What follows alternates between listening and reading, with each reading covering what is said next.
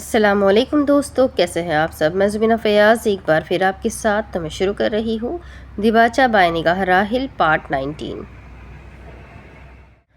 Living room میں اب گفتگو کا ماحول کافی خوشگوار بن چکا تھا، جہاں جمر خاتون احسن صاحب اور حلیمہ صاحبہ سے بات چیت کرنے میں مصروف تھی، وہیں عریہا براق کا اپنی باتوں سے سر کھانے میں مصروف تھی۔ وہ اسے اپنی پسند ناپسند اور پڑھائی کے متعلق بہت کچھ بتا رہی تھی۔ آپ تو کسی ہیرو کی طرح لگتے ہیں، بلکہ آپ تو پرنس چارمنگ لگتے ہیں۔ نینا آپی کی چوائس بہت اچھی ہے۔ براق تشکر والے انداز میں مسکرا کر سر ہلایا جا رہا تھا۔ اگر میں ترکی آؤں گی تو آپ مجھے کپادوکیا لے کر جائیں گے؟ اور سلطان احمد مسجد بھی؟ وہ کیا ہے نا، میں نے سلطان احمد مسجد کے بارے میں اپنی کورس کی بک میں پڑھا تھا، تب سے ہی میری وہاں جانے کی بہت خواہش ہے۔ اس نے بہت پر کافی زور دیا، اور براق اس کی ہر بات کا نرمی سے مسکرا کر جواب دیے جا رہا تھا۔ علی بار بار عریہا کو آنکھ سے خاموش رہنے کا اشارہ کر رہا تھا، لیکن وہ تو چپ ہونے کا نام ہی نہیں لے رہی تھی۔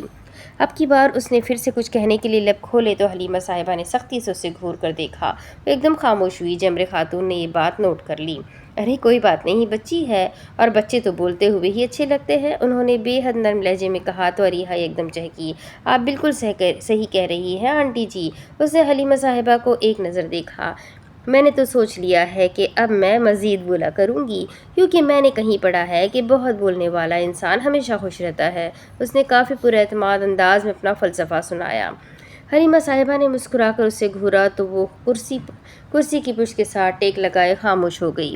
چند لمحے بعد جمر خاتون کے ماتھے پر سوچ کی لکیریں نمایاں ہوئی۔ انہوں نے ایک گہری سانس لی۔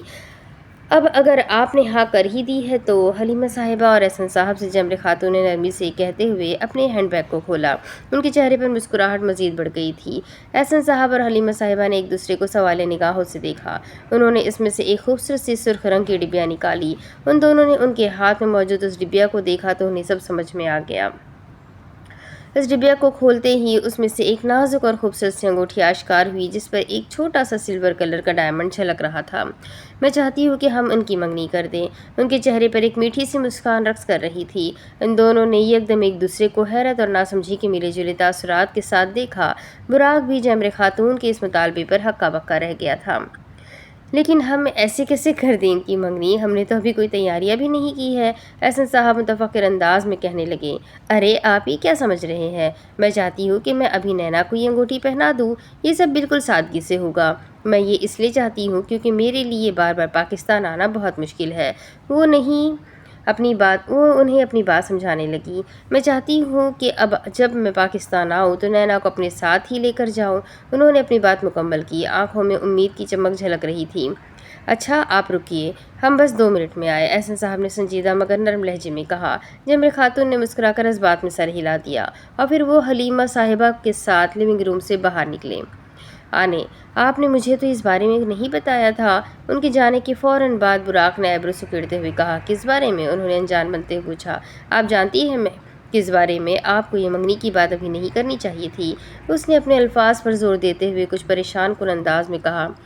تم فکر مت کرو، انہوں نے پراعتماد انداز میں شانے اچکا دیے۔ وہ ان کی یہ پراعتمادی دیکھ کر حیران رہ گیا۔ آخر وہ حیران کر دینے میں ماہر تھا تو اس کی والدہ کسی سے پیچھے کیوں رہتی؟ کچھ ہی دیر بعد احسن صاحب اور حلیمہ صاحبہ لیونگ روم میں واپس آئے۔ چہرے پر سوچ کے گہرے تاثرات نمایاں تھے۔ معذرت، ہمیں تھوڑی دیر ہو گئی۔ صوفے پر بیٹھتے ہوئے حلیمہ صاحبہ نے ان دونوں سے نرم لہجے میں کہا۔ نہیں، ایسی کوئی بات نہیں ہے، جمر خاتون نے ہاتھ نفی میں ہلاتے ہوئے ہمیشہ کی طرح مسکرا کر کہا۔ احسن صاحب نے ایک نظر حلیمہ صاحبہ کو دیکھا، پھر دونوں نے اس بات میں سر ہلایا۔ احسن صاحب نے ایک گہری سانس اندر کو کھینچی۔ حلیمہ صاحبہ نے پہلے ہلکا سا مسکرا کر براق کو دیکھا۔ وہ ذرا سا چوکنا ہوا، کہیں آنے کی وجہ سے میں نینا کو کھو نہ دوں۔ وہ اب جمر خاتون کی طرف متوجہ ہوئی۔ اس دوران عریہا نے علی کو سوالیہ نگاہوں سے دیکھا۔ اس نے شانے اچکا دیے جیسے وہ نہیں جانتا تھا کہ اب کیا ہونے جا رہا ہے۔ ہمارا فیصلہ وہی ہے جو آپ کا فیصلہ ہے جمر خاتون۔ حلیمہ صاحبہ کے چہرے پر بے حد خوبصورت مسکان پھیلی تھی۔ یہ سن کر سب کے چہرے کھل اٹھے۔ یہ انگوٹھی ہم براق کو پہنائیں گے۔ حلیمہ صاحبہ کے ہاتھ میں ایک ڈبی تھی جسے انہوں نے کچھ لمحے پہلے ہی کھولا تھا۔ اس میں ایک خوبصورت سی چمکتی ہوئی انگوٹھی تھی۔ انہوں نے یہ انگوٹھی ہمیشہ سے اسی کام کے لیے سنبھال کر رکھی تھی۔ وہ انگوٹھی انہوں نے جمر خاتون کی جانب بڑھائی۔ اگر آپ نے پہلے بتایا ہوتا تو ہم اچھے سے انتظامات کر لیتے، لہجے پرتکلف تھا۔ آپ اب مجھے شرمندہ کر رہی ہے، ایسا کچھ بھی نہیں ہے۔ آپ لوگوں نے ابھی بھی جو انتظام کیا ہے وہ بہت ہے۔ آپ کا بہت شکریہ، آپ نے ہمیں اتنی محبت اور عزت دی۔ یہ ان کے درمیان کچھ دیر تک بات چیت چلتی رہی اور پھر حلیمہ صاحبہ نے عریحہ کو حکم دیا کہ وہ نینا اور میرائے کو کچن میں لے جا کر بلائے۔ وہ دونوں ابھی تک کچن میں بیٹھی آپس میں ڈھیر ساری باتیں کرنے میں مگن تھی اور وہ دونوں اب تک چائے بھی پی چکی تھی۔ چائے کے کپ نینا نے سنک میں رکھ دیے تھے۔ عریحہ کچن میں تیز قدموں کے ساتھ داخل ہوئی تو ان دونوں نے اس کی جانب دیکھا۔ تیز قدم بڑھانے کی وجہ سے اس کا سانس پھول رہا تھا۔ نینا آپی اور آئمہ، اس نے فوراً اپنے ماتھے کو زور سے چھوا۔ ساتھ ہی نینا نے اسے گھورا۔ میرائے مسکرائی۔ وہ میرا مطلب میرائے آپی، آپ دونوں کو سب لیونگ روم میں بلا رہے ہیں، وہ تیز لہجے میں کہہ کر فوراً چلی گئی۔ اس کے انداز میں ایک خاص خوشی اور پرجوشی تھی جو نینا اور میرائے اس وقت سمجھ نہ سکی۔ خیر عریحہ نے تو انہیں یہ موقع نہیں دیا تھا کہ اس سے کچھ پوچھ سکے کہ آخر انہیں لیونگ روم میں بلا کیوں رہے ہیں، سو ان دونوں نے پہلے ایک دوسرے کو سوالیہ نگاہوں سے دیکھا، پھر لیونگ روم میں جانے لگی۔ وہ بالکل ساکت سی کھڑی تھی۔ ان کے درمیان ایک ایسا بندھن بننے والا تھا جس کی امید اس وقت ان دونوں کو نہ تھی۔ اس کے ساتھ براق بھی کھڑا تھا۔ سلطان سے اس کی سلطانہ کے ملنے کا وعدہ کیا جانے والا تھا۔ کوئی ایک لمحہ بھی ایسا نہ تھا جب اسے حیرانی نہ ہو رہی ہو۔ ہر لمحہ بہت خاص تھا۔ جمر خاتون ان دونوں کی جانب بڑھی۔ نینا کی نگاہیں ہنوز جھکی تھی، شاہانہ چمک ہر سو پھیلی تھی۔ انہوں نے اپنے ہاتھوں میں ایک ٹرے اٹھا رکھا تھا جس پر سرخ فتیہ دکھائی دے رہا تھا۔ اس فتیے کے دونوں اطراف پر 2 انگوٹھیاں بندھی تھیں۔ ان میں سے ایک انگوٹھی وہی تھی جو کچھ دیر پہلے جمر خاتون نے حلیمہ صاحبہ اور احسن صاحب کو دکھائی تھی، اور دوسری انگوٹھی وہ تھی جو حلیمہ صاحبہ اور احسن صاحب نے براق کو دینی تھی۔ وہ دونوں انگوٹھیوں کو تھامے ہوئے ان کے پاس آئے۔ چہرے پر مسکراہٹ پھیلی تھی۔ ہر کوئی ان دونوں کو خوشی سے دیکھ رہا تھا۔ یہ سب کچھ بہت ہی حسین تھا۔ نینا اس خوبصورت منظر کے سحر میں جکڑ سی گئی تھی۔ انہوں نے جب نینا کی طرف ہاتھ بڑھایا تو اس نے کسی خواب کسی کیفیت میں اپنا ہاتھ آگے کیا۔ انہوں نے مسکراتے ہوئے اس میں انگوٹھی ڈالی۔ اس انگوٹھی پر لگا چھوٹا سا ڈائمنڈ بالکل روشن تھا، ویسے ہی جیسے ادھر موجود تمام لوگوں کے چہرے خوشی سے روشن تھے۔ اس نے سحر زدہ سا ہو کر اپنی انگلی میں موجود انگوٹھی کو دیکھا۔ براق نے ایک ترچھی نگاہ اس کی انگلی میں موجود اس انگوٹھی پر ڈالی اور پھر اسے دیکھا۔ زیر لب ایک بے حد خوبصورت مسکراہٹ جھلکی۔ سرخ ربن کے دوسرے سرے سے بندھا بینڈ انہوں نے براق کی انگلی میں ڈالا۔ سلطان کا دل خوشی سے کھل اٹھا۔ اسے وہی انگوٹھی پہنائی گئی تھی جو حلیمہ صاحبہ اور احسن صاحب نے اس کے لیے دی تھی۔ حالانکہ جمر خاتون براق کے لیے بھی انگوٹھی لائی تھی، لیکن احسن صاحب اور حلیمہ صاحبہ کی وجہ سے انہوں نے اسے وہ انگوٹھی نہیں پہنائی۔ سلطان نے ایک بار پھر اپنی سلطانہ پر ایک ترچھی نگاہ ڈالی۔ سلطانہ کے رخسار سرخ پڑے تھے، وہ بے حد حسین تھی۔ سلطان نے دل ہی دل میں اعتراف کیا۔ اس کے بعد جمر خاتون نے ٹرے سے ایک چھوٹی سفید رنگ کی کینچی نکالی اور اس کے ذریعے اس سرخ ربن کو درمیان میں سے کاٹ دیا۔ یہ صرف ایک منگنی نہیں تھی، یہ تو ایک وعدہ تھا۔ یہ ہم آہنگی میں دھڑکنے والے دو دلوں کی سمفنی تھی۔ یہ خوابوں کو آپس میں جوڑنے، مشترکہ امنگوں اور پائیدار محبت کو شاہکار بنانے کا فن تھا۔ وہ سرخ ربن ان کی انگلیوں کے ساتھ لہراتا رہا۔ سلطان اور سلطانہ کی نظریں اس پوری تقریب میں ایک دوسرے سے نہیں ملی، بس ایک مسکراہٹ تھی جو سب کچھ کہہ رہی تھی۔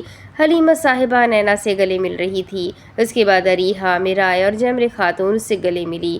براق احسن صاحب اور علی سے گلے مل رہا تھا۔ سب ایک دوسرے کو مبارکباد پیش کر رہے تھے۔ اس نے سحر زدہ سا ہو کر یہ منظر دیکھا، پھر خوشی سے نم آنکھوں کے ساتھ دل ہی دل میں خدا کا شکر ادا کیا۔ منگنی کی اس چھوٹی سی اور خوبصورت سی تقریب کے کچھ ہی لمحے بعد وہ لیونگ روم سے نکل کر اپنے کمرے میں چلی گئی۔ وہ لوگ منگنی کے اس تقریب کے کچھ ہی دیر بعد چلے گئے تھے۔ حالانکہ احسن صاحب اور حلیمہ صاحبہ نے بہت اصرار کیا کہ وہ رات کا کھانا کھا کر جائے، لیکن وہ نہ مانی۔ ان کی ویسے بھی کل صبح کی فلائٹ تھی۔ براق کو چھٹی ایک ہی دن کی ملی تھی۔ جب وہ لوگ جا رہے تھے تو نینا کمرے سے باہر نکلی، ان سب سے ملی اور اپنے کمرے میں واپس چلی گئی۔ نیچے والے پوشن میں ابھی بھی وہ لوگ موجود تھے۔ احسن صاحب براق سے کچھ کہہ رہے تھے۔ نینا اپنے کمرے سے باہر نکلی، ریلنگ کی جانب چھوٹے قدموں کے ساتھ بڑھی اور نیچے کا منظر دیکھنے لگی۔ احسن صاحب اب براق کے کندھے تھپتھپا رہے تھے، وہ بھی ان سے مسکراتے ہوئے کچھ کہہ رہا تھا۔ پھر وہ لمحہ آیا جب وہ سب وہاں سے جانے لگے۔ براق پلٹا۔ احسن صاحب انہیں گیٹ تک چھوڑنے کے لیے آگے بڑھے، لیکن براق کے چلتے قدم یکدم زنجیر ہوئے۔ اس نے رخ موڑا اور اوپر نگاہ دوڑائی، جہاں اسے وہ ریلنگ کے ساتھ کھڑی نظر آئی۔ اس کے چہرے پر زیر لب ایک معنی خیز مسکراہٹ قائم ہو گئی، اور پھر براق نے ایک ہاتھ ہلا کر اسے الوداع کیا۔ وہ یکدم ریلنگ سے پیچھے ہٹ گئی، پھر مسکرائی۔ براق بھی مسکرا کر فوراً وہاں سے پلٹا اور چلا گیا۔ اس کی شادی 1 مہینے بعد رکھی گئی تھی۔ اگرچہ یہ کافی جلدی تھا، لیکن براق کو چونکہ چھٹی ملنا آسان نہ تھا، اسی لیے انہوں نے شادی کی تاریخ جلدی رکھی، کیونکہ اس کے مطابق آنے والے کچھ ہی دنوں میں اس پر کام کا لوڈ مزید بڑھ جانا تھا۔ اس لیے 1 مہینے بعد چھٹی لینا اس کے لیے مشکل نہیں، بہت مشکل تھا۔ یہ شادی واقعی ایک انوکھی شادی ہونے جا رہی تھی۔ مہندی اور نکاح پاکستان میں اور رخصتی ترکی میں۔ اگر کوئی اس بارے میں سن لیتا تو کبھی یقین نہ کرتا، لیکن اب تو لوگ یہ دیکھنے جا رہے تھے۔ وہ سب کچھ ہی دیر بعد رات کا کھانا کھا کر فارغ ہوئے تھے۔ ڈائننگ ٹیبل پر جب رات کے کھانے کے برتن رکھے گئے، سب کھانا کھانے کے ساتھ ساتھ اس کی اور براق کی شادی کی ہی باتیں کرتے رہے۔ سب سے زیادہ ایکسائٹڈ تو اریحہ تھی۔ وہ کھانے کے وقت اس قدر باتیں کر رہی تھی کہ حلیمہ صاحبہ نے تنگ آ کر اسے تھوڑا سا ڈانٹ دیا۔ اس کے لب سل گئے۔ دل ہی دل میں خود سے کہا کہ اگر وہ ابھی زیادہ بول نہیں پائی تو کوئی بات نہیں، کھانے کے بعد وہ اپنی باتوں سے پھر سے سب کا سر کھانا شروع ہو جائے گی، اور وہ علی کھانے کے بعد اس سے خوب ساری باتیں کرنا چاہتے تھے۔ لیکن احسن صاحب نے اسے لیونگ روم میں بلایا۔ وہ اس سے کچھ باتیں کرنا چاہتے تھے۔ نینا نے اریحہ اور علی سے کہا کہ وہ ان کی بات سن کر ان کے پاس آئے گی، اور پھر وہ تینوں خوب باتیں کریں گے۔ وہ صوفے کے ایک سرے پر براجمان تھے، ساتھ والے سنگل صوفے پر نینا بیٹھی تھی۔ جانتی ہو نینا، میں نے براق کی آنکھوں میں تمہارے لیے محبت دیکھی ہے، وہ بے حد خوشی اور نرمی سے کہہ رہے تھے۔ اس نے مسکرا کر نظریں جھکا لی۔ لیکن اس کی آنکھوں میں تمہارے لیے محبت سے زیادہ جانتی ہو کیا ہے؟ انہوں نے پوچھا تو نینا نے نظریں اٹھا کر سوالیہ نگاہوں سے انہیں دیکھا۔ کیا؟ احترام۔ انہوں نے دھیرے سے اس کے کندھے تھپتھپائے۔ اس کی آنکھوں کی چمک مزید بڑھ گئی۔ جس رشتے میں احترام محبت پر غالب آ جائے، اس رشتے کو کامیاب ہونے سے کوئی نہیں روک سکتا۔ وہ سنجیدگی سے گہرے انداز میں اپنی بات کہہ رہے تھے۔ وہ مؤدب سے انداز میں انہیں سن رہی تھی۔ لیکن جس رشتے میں احترام نہ ہو، اس کا مقدر صرف اور صرف تباہی ہوتا ہے۔ نینا نے تائیدی انداز میں سر ہلایا۔ بابا، ہر رشتے میں محبت زیادہ ضروری ہوتی ہے یا احترام؟ چند لمحے بعد اس نے پوچھا۔ احترام، جواب ترنت سے دیا گیا۔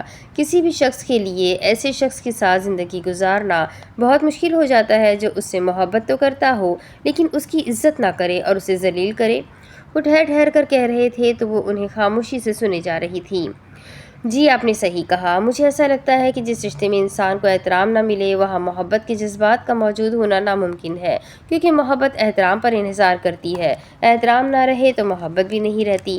اس نے کہا تو احسن صاحب ستائشی انداز میں مسکرائے اور پھر تائیدی انداز میں اس بات میں سر ہلا دیا۔ بابا، میں چاہتی ہوں کہ یہ شادی سادگی سے ہو۔ امی اتنا زیادہ انتظام کر رہی ہے کہ وہ اب کی بار کچھ ہچکچاتے ہوئے کہہ رہی تھی تو احسن صاحب نے اس کی بات کاٹ دی۔ نینا، میں انہیں روک نہیں سکتا، یہ ان کے ارمان ہیں، ان کی خواہش ہے۔ وہ یہ سب اپنی خوشی سے کر رہی ہے، اس لیے انہیں کرنے دو، انہوں نے نرمی سے کہا۔ اس نے جواباً سر کو خم دیا۔ اس نے ان کی بات مان لی تھی، وہ ان سے بحث نہیں کرنا چاہتی تھی۔ 1 مہینے بعد رات کے مخملی اندھیرے میں لان بہت ہی پرسکون لگ رہا تھا۔ یہ مئی کا مہینہ تھا۔ پھولوں اور پتوں کی شوخ رنگت کی جگہ چاندی سرمئی رنگوں نے لے لی، اور تو اور یہ چاند کی روشنی سے چمک بھی رہے تھے۔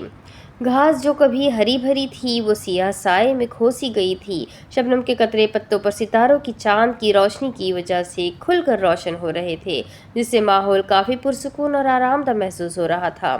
وہ تینوں لان میں سفید کرسیوں پر بیٹھے آپس میں بات چیت کر رہے تھے۔ ان کی باتیں بھی بہت پرسکون تھیں۔ نینا، ویسے تو ہمیں یہ معلوم ہے کہ تم بہت سمجھدار ہو، لیکن پھر بھی ہم تم سے کچھ باتیں کہنا چاہیں گے جو کہ ہمارا فرض ہے۔ احسن صاحب نے ہلکا سا مسکرا کر آئیبرو جھکائے۔ وہ مسکرائی۔ امی اور بابا، میں چاہے کچھ بھی بن رہوں گی تو میں آپ کی ہی بیٹی۔ آپ مجھ سے زیادہ باتوں کو اچھے سے سمجھتے ہیں اور جانتے ہیں، اس لیے یہ سب کہہ کر آپ مجھے شرمندہ نہ کریں۔ لہجہ نرم تھا، بے حد نرم۔ چلو، یہ تو اب ہمارا دل رکھنے کے لیے کہہ رہی ہو۔ احسن صاحب نے ایک آنکھ دباتے ہوئے کہا تو حلیمہ صاحبہ بھی ہنس پڑی۔ بابا، آپ بھی نہ بس۔ اس نے مسکرا کر سر جھٹکا۔ اچھا، اب ان باتوں کو چھوڑو۔ وہ تھوڑا سنجیدہ ہوئے۔ دیکھو بیٹا، ہم ان ماں باپ میں سے نہیں ہیں جو اپنی بیٹیوں کی شادی کرتے وقت ان سے کہتے ہیں کہ اب تمہارے گھر سے تمہاری لاش ہی باہر آنی چاہیے۔ وہ کرسی سے تھوڑا آگے کو ہوئے، حلیمہ صاحبہ بھی ساتھ ساتھ ان کی بات کی تائید کر رہی تھی۔ ہم تم سے یہی کہیں گے کہ جہاں تمہیں لگے کہ تمہارے ساتھ ظلم کیا جا رہا ہے تو اس پر خاموش نہ رہنا، کیونکہ ظلم پر خاموش رہنا بھی ظلم ہے۔ اللہ ظالموں کو پسند نہیں کرتا۔ یہ سنتے ہوئے نینا کا دل کھل اٹھا۔ اسے بہت خوشی ہو رہی تھی کہ اس کے ماں باپ ان لوگوں جیسے نہیں ہیں جو بیٹیوں کو ظلم برداشت کرنے کا کہتے ہیں۔ وہ اپنے آپ کو اس وقت بہت خوش نصیب محسوس کر رہی تھی۔ تم اپنے حق کے لیے آواز اٹھانا اور یہ یاد رکھنا کہ تمہارے ماں باپ ہمیشہ تمہارے ساتھ کھڑے ہیں۔ انداز کافی پر اعتماد تھا۔ وہ جواباً اس بات میں سر ہلا کر مسکرائی۔ اس کے علاوہ یہ کہ نینا، تم نے اپنے تمام فرائض اچھے سے انجام دینے ہیں۔ کسی کی چھوٹی موٹی بات کو دل سے لگانے کی بجائے معاف کر دینا اور کوشش کرنا کہ بات بڑھے نہ، انہوں نے مزید کہا۔ اور ایک سب سے اہم بات، انہوں نے ایک چھوٹا سا وقفہ لیا۔ جی؟ وہ انہیں سوالیہ نگاہوں سے دیکھ رہی تھی۔ میاں بیوی کے معاملات آپس میں ہی حل ہو جانے چاہیے۔ بہت بڑی کوئی بات ہو اور معاملہ کچھ زیادہ ہی سنگین ہو تو تب کسی بڑے کو بیچ میں لانا چاہیے، لیکن زیادہ تر آپ کو یہی کوشش کرنی چاہیے کہ چھوٹے چھوٹے معاملات آپس میں ہی سلجھا لو۔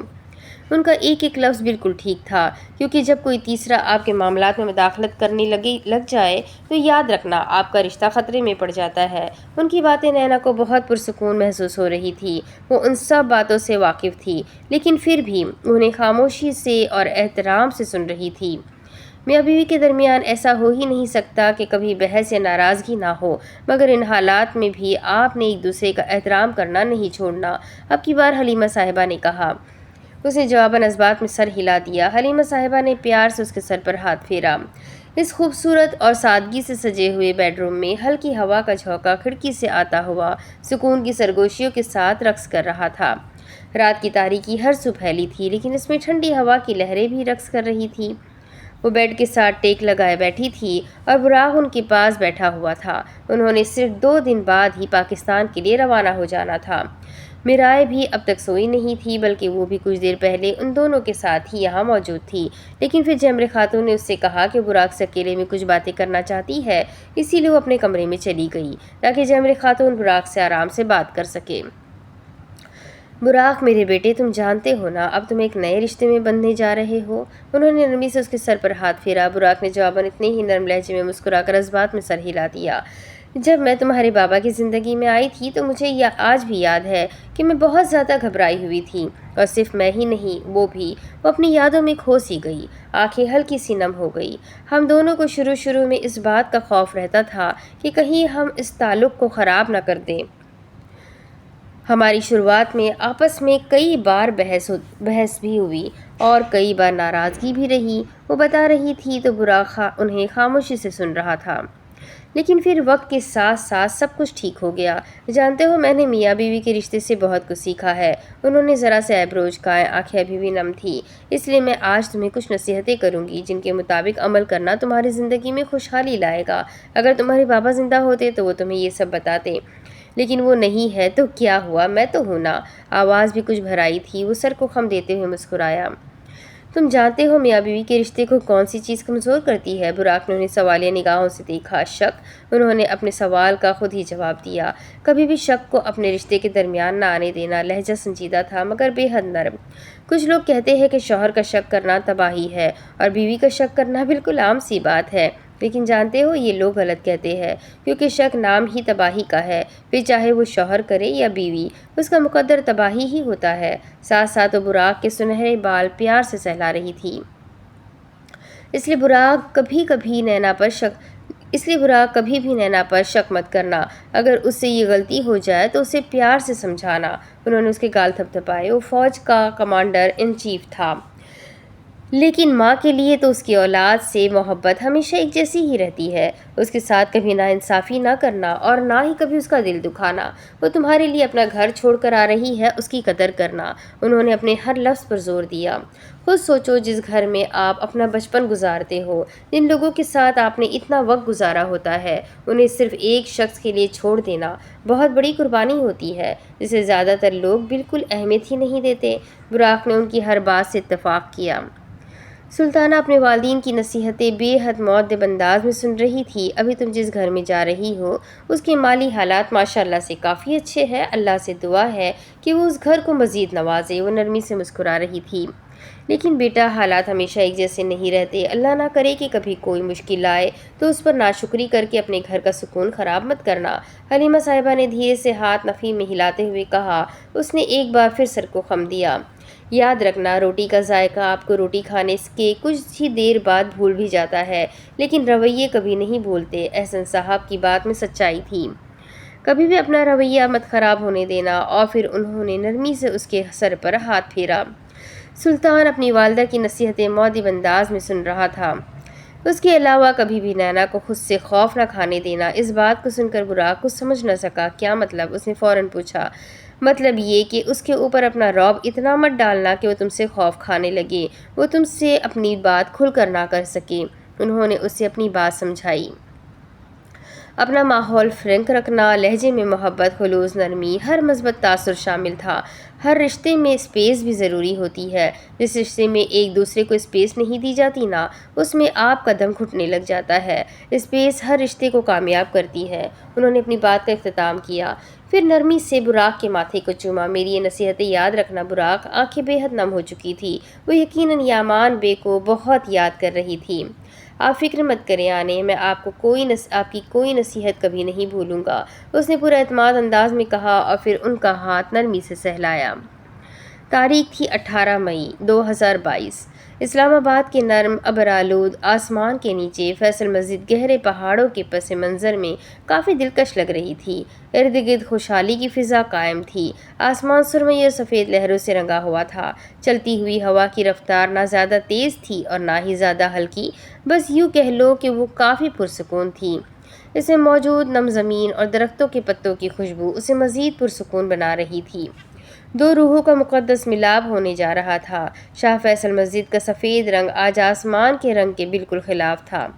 اس کے مینار آسمان کو چھوتے ہوئے گہرے بادلوں میں کھو چکے تھے۔ کچھ ہی دیر بعد وہاں دو دلوں اور روحوں کے خواب اور خواہشات یکجا ہونے کی کہانی لکھنے والے تھے۔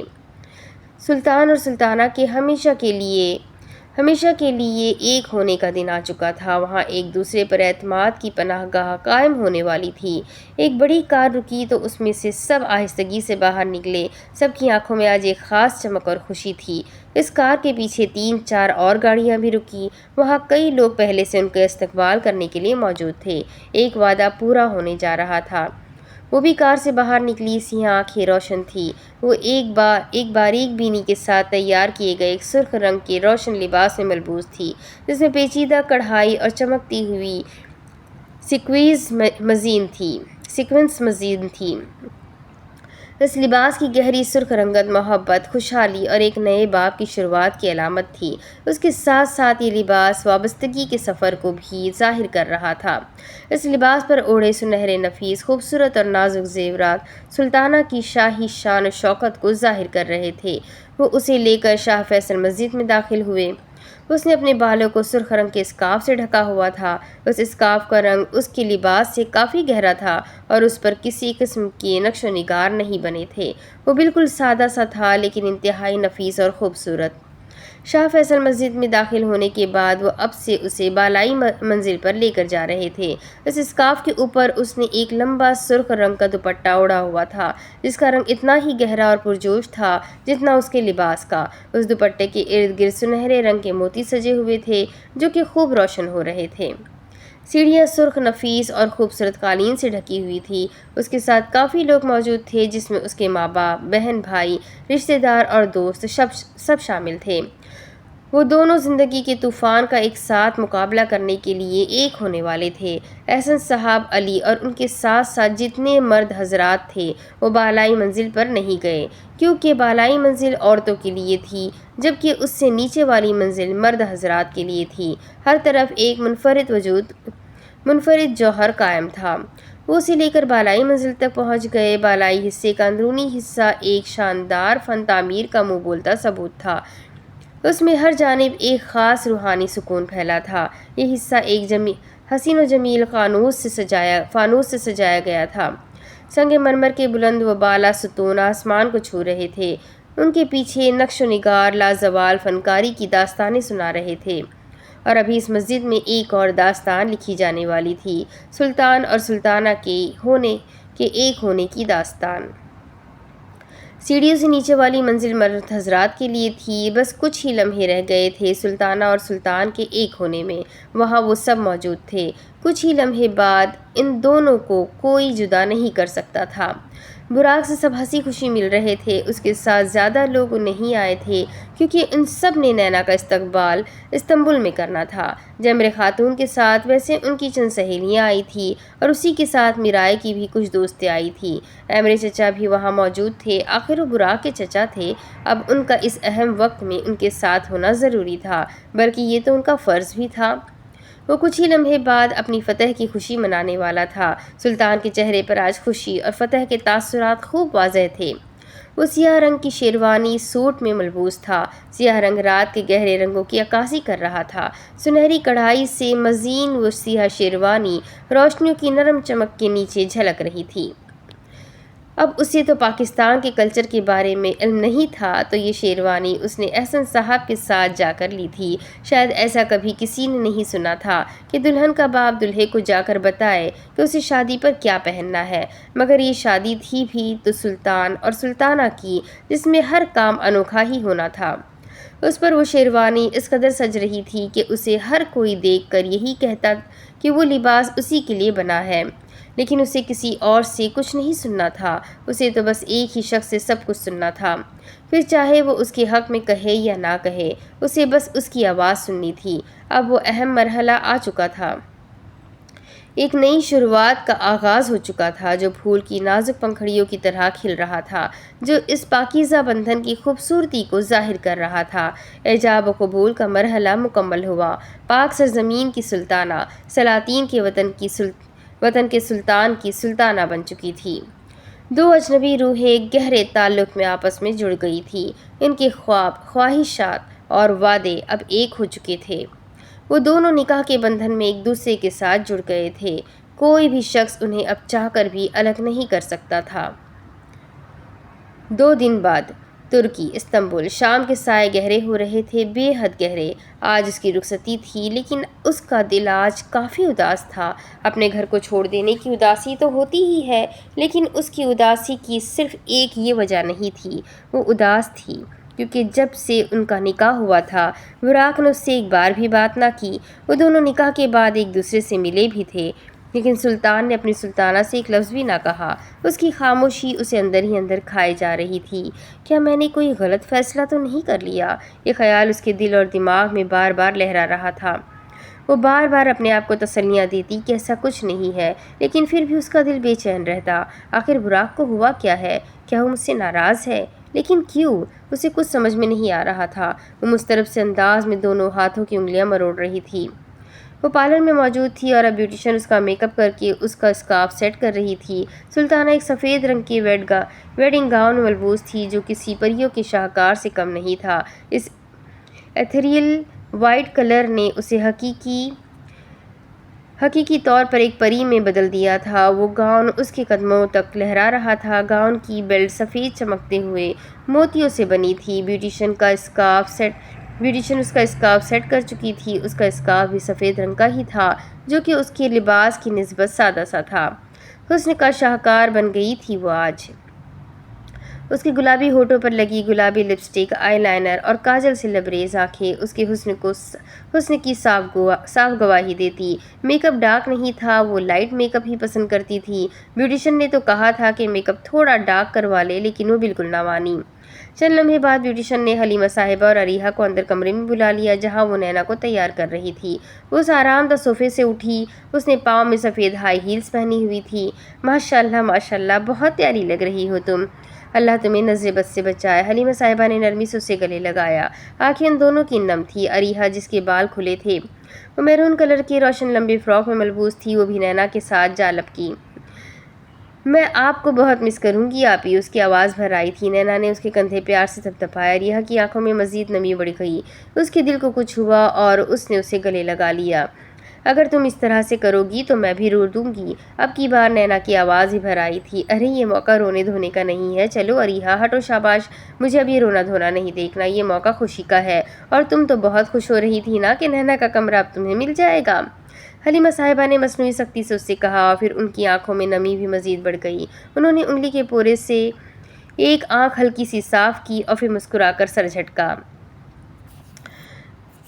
کونرڈ اسٹنبول بوسفورس۔ کونرڈ اسٹنبول بوسفورس ایک پرتعیش ہوٹل ہے جو ترکی میں استنبول کے کلب میں واقع ہے۔ یہ تاریخی شہر کے اسکائی لائن کے خوبصورت مناظر پیش کرنے کے ساتھ ساتھ بوسفورس کے پرفتن نظاروں کی بھی عکاسی کر رہا تھا۔ زیادہ تر لوگ اس کو شادی بیاہ کے فنکشنز کے لیے ہی استعمال کرتے ہیں۔ براق اور اس کے ساتھ باقی مہمان بھی وہاں پہنچ چکے تھے۔ وہاں سرخ قالین کے ساتھ خوشبودار پھول ہر جانب سجے تھے، فانوس اور فیری لائٹس کی چمک ہر سو پھیلی تھی۔ شاندار آئس برگ، سفید گلاب کی سجاوٹ، بشمول سینٹر پیسز ماحول کو کافی تازگی فراہم کر رہے تھے۔ احسن صاحب اور علی بھی وہاں پہنچ چکے تھے، اب بس نینا کو لے کر حلیمہ صاحبہ اور اریحا نے آنا تھا۔ اس فنکشن کا سارا خرچہ براق نے کیا تھا۔ وہ تو نکاح کا بھی خرچہ اپنے سر ہی لینا چاہتا تھا، لیکن احسن صاحب نے اسے سختی سے منع کر دیا۔ ان کے منع کرنے کی وجہ سے وہ ایسا نہ کر سکا۔ اس کے علاوہ ان سے کسی قسم کا بھی جہیز نہیں لیا گیا۔ وہ گرومز روم میں موجود تھا، سیاہ رنگ کے پینٹ کوٹ میں سیاہ کوٹ اس نے سفید رنگ کی شرٹ کے اوپر زیبتن کیا ہوا تھا۔ اس نے اس کے ساتھ ایک سیاہ سلک بو لگائی ہوئی تھی۔ اس لباس میں اس کی شخصیت کافی شاندار لگ رہی تھی۔ اپنے سامنے موجود سرمئی رنگ کی نفیس سنگار میز کے اوپر سے اس نے پرفیوم اٹھا کر اسے نفاست سے اپنے اوپر چھڑکا۔ مردانہ پرفیوم کی خوشبو ہر سو پھیل گئی۔ اپنے دائیں ہاتھ پر اس نے ایک بھاری سیاہ رنگ کی خوبصورت اور قیمتی گھڑی پہن رکھی تھی۔ نیلی آنکھیں روشن تھی، بے حد روشن۔ اچانک اس کمرے کا دروازہ کھلا۔ براق دروازے کی جانب مڑا اور دیکھا۔ اس نے کمرے کا دروازہ کھلا اسی لیے رکھا تھا کیونکہ میرائے اور جمر خاتون وہاں پر بار بار آ رہی تھی، لیکن اب جو یہ وہاں آیا تھا اس کی امید اسے بالکل نہ تھی۔ وہ کمرے میں داخل ہوئی تو اس نے دروازے کو ہلکا سا بند کر دیا۔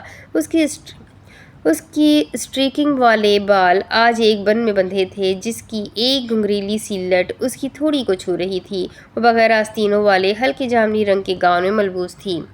ہاتھ باندھے وہ اب اسے تیکھی نگاہوں سے دیکھ رہی تھی۔ اس کی آنکھوں میں آج اس کے لیے صرف اور صرف طیش اور نفرت تھی۔ براق نے سنگار میز کی جانب واپس رخ موڑ لیا۔ مبارک ہو تمہیں براق، اس نے تیکھے لہجے میں مسکرا کر کہا۔ شکریہ۔ لہجہ سپاٹ اور بے تاثر تھا۔ اس نے اب اپنے کوٹ کے ساتھ پہنی سیاہ رنگ کی سلک بو کو ہلکا سا چھو کر نفاست کے ساتھ سیٹ کیا۔ اسے ذرا سی بھی بے ترتیبی پسند نہیں تھی، یہ اس کی فطرت تھی۔ مجھے بہت حیرت ہوئی۔ اس کے تھوڑا قریب بڑھتے ہوئے اس نے ذرا سے آئیبرو چکائے۔ حیرت کیوں؟ اس نے اس کی جانب پلٹے بغیر بے نیازی سے پوچھا۔ وہ اب اپنے ایک طرف کو جیل سے سیٹ کیے بال سرسری سے انداز میں چھو رہا تھا۔ تمہیں اس لڑکی میں کیا دکھا؟ اس نے اپنے الفاظ پر زور دیا۔ وہ جواباً استہزائی انداز میں ہلکا سا مسکرایا۔ وہی جو تم میں اور دنیا کی کسی اور لڑکی میں نہیں دکھا۔ جواب طراق سے دیا گیا۔ نازلی کے لب تو یکدم جیسے سل ہی گئے تھے۔ وہ غصے سے تیوریاں چڑھائے براق کو گھور رہی تھی جو اس کی طرف بالکل بھی متوجہ نہیں تھا۔ آخر ایسا ہے کیا اس نینا میں؟ چند قدم اس کے مزید قریب آتے ہوئے اس نے چپتے ہوئے لہجے میں سلگتی ہوئی نگاہوں سے اسے دیکھتے ہوئے پوچھا۔ کہا نا وہی جو تم میں اور کسی اور لڑکی میں نہیں ہے، جواب ترنت سے دیا گیا۔ لہجے میں ناگواری اور بیزاری خوب واضح تھی۔ نازلی ضبط سے لب کاٹنے لگی، آنکھیں گلابی ہو رہی تھی۔ تم پچھتاؤ گے براق، لہجہ بے حد تیکھا تھا۔ براق اب کی بار اس کی جانب پلٹا۔ میں اپنے فیصلوں پر کبھی نہیں پچھتایا اور نہ پچھتاؤں گا، اس نے بہت پر اعتماد انداز میں جواب دے کر ذرا سے کندھے اچکائے۔ نازلی کی آنکھیں اب دھیرے دھیرے سرخ ہو رہی تھی، اعصاب مزید تن سے گئے۔ البتہ تم اب پچھتا رہی ہو، دونوں بازو سینے پر لپیٹتے ہوئے اس نے ایبرو چکا کر طنز و استہزاء سے کہا۔ میں اور وہ کیوں؟ اس نے آنکھیں چھوٹی کرتے ہوئے پوچھا۔ اپنے الفاظ پر کیونکہ تم نے یہ سب مجھے تکلیف پہنچانے کے لیے کہا تھا، لیکن اب ان الفاظ پر تمہیں خود تکلیف پہنچ رہی ہے۔ سرد مہری سے کہہ کر اس نے سر جھٹکا۔ نازلی کے دل میں اس کے الفاظ خنجر کی طرح جا لگے۔ تمہیں لگ رہا ہے کہ تم ٹھیک کہہ رہے ہو؟ اس نے اپنے دونوں ہاتھوں کی مٹھیاں بھینچ لی۔ ایود، کیونکہ میں ہمیشہ صحیح کہتا ہوں۔ جواب ترنت سے شاندار قسم کی پراعتمادی اور یقین کے ساتھ دیا گیا۔ اور کچھ؟ جب وہ اسے چند لمحے لب کچلتے ہوئے گھور رہی تھی تو اس نے سرد مہری سے پوچھا۔ Go to hell. وہ پیر پٹکتے ہوئے پلٹی اور دروازے کی جانب تیز قدموں کے ساتھ بڑھی۔ You too. ہلکا سا مسکرا کر اس نے کہا تو نازلی کے بڑھتے قدم رکے، لیکن وہ پیچھے نہیں مڑی اور اس نے دروازے کے ہینڈل پر اپنا ہاتھ رکھا۔ نازلی، جاتے جاتے ایک بات کان کھول کر سن لو۔ براق کا لہجہ بے حد سخت تھا۔ اس نے سرخ پڑی آنکھوں سے پلٹ کر اسے دیکھا۔ اگر تم نے میری زندگی میں دوبارہ مداخلت کرنے کی کوشش کی تو۔ شہادت کی انگلی سے اسے تنبیہ کرتے ہوئے اس نے بے حد درشتی سے کہا تو اس نے اس کی بات مکمل نہ ہونے دی۔ اس نے اس کا اصول توڑا۔ براق کی نیلی آنکھوں میں ہلکی سی سرخی امڑ آئی، ایبرو سکڑ گئے۔ تو کیا کرو گے تم؟ بلند آواز میں اس نے پوچھا۔ You will face the music then. پھر اپنے انجام کی ذمہ دار تم خود ہوگی۔ طنزیہ انداز میں ہلکا سا مسکرا کر اس نے کہا۔ نازلی چند لمحے اسے نفرت سے بھری نگاہوں سے دیکھتی رہی، پھر پیر پٹکتی کمرے سے باہر نکل گئی۔ اس کے جانے کے بعد براق نے ہلکا سا مسکرا کر سر جھٹکا اور واپس انگار میز کی جانب بڑھا۔ سیاہ مخملی افق پر چاند کے ساتھ ٹمٹماتے ستارے اس خوبصورت منظر کے گواہ بنے۔ یہ سب خاموشی سے دیکھ رہے تھے۔ اس کی رخصتی ہو رہی تھی، وہ سلطان کے محل میں جا رہی تھی۔ ڈانس فلور ترکی کی موسیقی کی پرجوش تال سے زندہ تھا، جو قدیم روایتوں کی دھڑکنوں اور جدید رونقوں سے گونج رہا تھا۔ اس خوشگوار ماحول کے درمیان براق کے دوست اپنی متعدی توانائی اور پرجوشی کے ساتھ ڈانس فلور پر ترکوں کے رواج کے مطابق رقص کر رہے تھے۔ وہ رقص کافی مختلف تھا۔ یہ دراصل ترکوں کا خاص رقص تھا۔ اس رقص کی خوب ساری ویڈیوز اور تصویریں اریحا اپنے موبائل سے کھینچ چکی تھی۔ براق نینا کا ہاتھ تھامے ہوئے اسے آہستگی سے اپنی سیاہ چمکتی ہوئی کار تک لے جا رہا تھا۔ اس سے پہلے اس کی آنکھیں برسنا شروع ہو گئی تھی۔ احسن صاحب نے اسے پیار سے گلے لگایا تو ان کی آنکھیں بھی نم تھیں، بے حد نم۔ اس نے اپنے ہاتھ میں سرخ گلابوں کا ایک بوکے پکڑا ہوا تھا جو اسے چند لمحے پہلے براق نے دیا تھا، لیکن پھر بھی اس نے اس سے کچھ کہا نہیں تھا۔ آج سلطان کا سلطانہ کو اپنے محل میں لے جانے کا خواب پورا ہونے والا تھا۔ ان کے ارد گرد بہت سے لوگ جمع تھے، جن میں حلیمہ صاحبہ، احسن صاحب، جمرے خاتون اور میرائے وغیرہ سب شامل تھے۔ لیکن نینا کچھ گھٹن محسوس کر رہی تھی۔ براق نے اس سے کچھ بھی نہیں کہا، نہ اس کی تعریف کی، نہ اس کا حال پوچھا۔ بس جب کچھ ہی دیر پہلے دندار بے اسے شادی کی مبارکباد دینے کے لیے اسٹیج پر آئے تھے، تب براق نے نینا کا ان سے تعارف کروایا۔ اس دوران بھی وہ دندار بے سے ہی مخاطب رہا تھا۔ وہ سب کچھ سمجھ نہیں پا رہی تھی۔ اس سیاہ چمکتی کار کی رفتار نہ زیادہ تیز تھی اور نہ بہت کم۔ سڑک ٹریفک سے خالی تھی۔ وہ اس کے برابر والی فرنٹ سیٹ پر بیٹھی تھی۔ اس نے ایک ترچھی نگاہ براق پر ڈالی جو اسٹیئرنگ سنبھالے کار ڈرائیو کر رہا تھا۔ چہرے کے تاثرات وہ سمجھ نہیں پا رہی تھی، وہ خوش تھا یا نہیں۔ نینا بے دلی کے ساتھ ونڈو اسکرین سے باہر دیکھنے لگی۔ اس پورے سفر کے دوران ان کی آپس میں کوئی بات نہ ہوئی۔ نینا کے دل پر بوجھ مزید بڑھ سا گیا تھا۔ دل تو کر رہا تھا کہ وہ چیخ کر روئے۔ وہ بس اس پورے سفر میں کھڑکی سے باہر رات کے مخملی اندھیرے کو خاموشی سے دیکھتی رہی، صرف اس امید کے ساتھ کہ سلطان اسے پکارے گا، لیکن ایسا کچھ نہ ہوا۔ اب اس کے آگے کی کہانی میں آپ کو اگلے ویڈیو میں سناؤں گی کہ سلطان سلطانہ کو آخر کب پکارے گا، اور جب پکارے گا تو وہ کیا کیا کہے گا، اور اب تک اس نے کیوں کچھ نہیں کہا۔ یہ سب کچھ جاننے کے لیے میرے ساتھ بنے رہیں۔ اگلے ویڈیو میں پھر ملیں گے۔ اس ویڈیو کو لائک کر دیں، چینل کو سبسکرائب کر دیں، بیل آئیکن کو ضرور دبا دیں۔ ناول کیسا لگ رہا ہے کمنٹ کر کے ضرور بتائیں۔ تو ملتے ہیں اگلے ویڈیو میں، تب تک کے لیے اپنا خوب سارا خیال رکھیں، مجھے بھی دعاؤں میں یاد رکھیں۔ اللہ حافظ۔